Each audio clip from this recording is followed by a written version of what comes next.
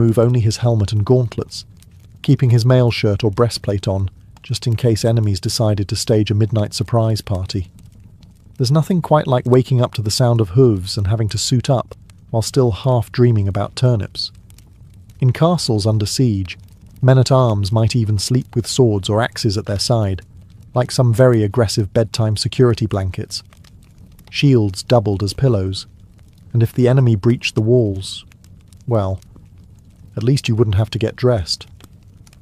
Priorities. Of course, sleeping in armour wasn't exactly restorative. Iron isn't breathable, and chainmail has a bad habit of pinching skin.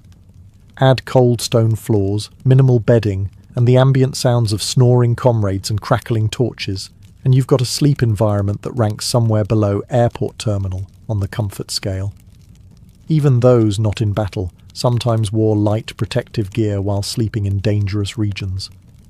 Travelling merchants or guards on watch duty might nap in gambesons, thick quilted jackets that offered a bit of protection and slightly more padding than the moral support of prayer alone.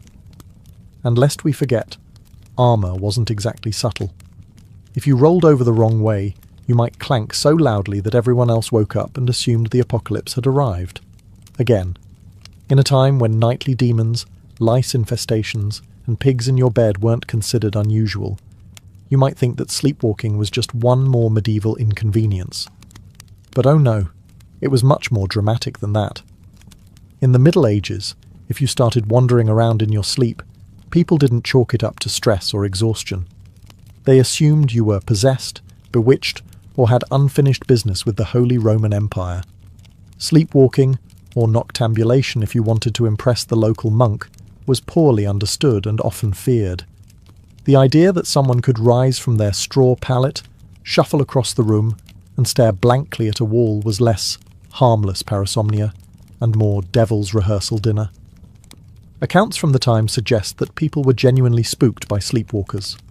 Picture this: a man in a long nightshirt, candle in hand, eyes glazed, mumbling Latin that he didn't actually speak while stepping over livestock. You'd think ghost, or heretic, or both. And depending on your local priest, an exorcism might be scheduled before breakfast.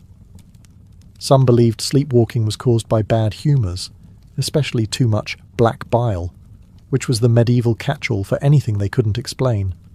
Others thought it happened because the soul was temporarily released during sleep, leaving the body free to bumble around like an unattended mule.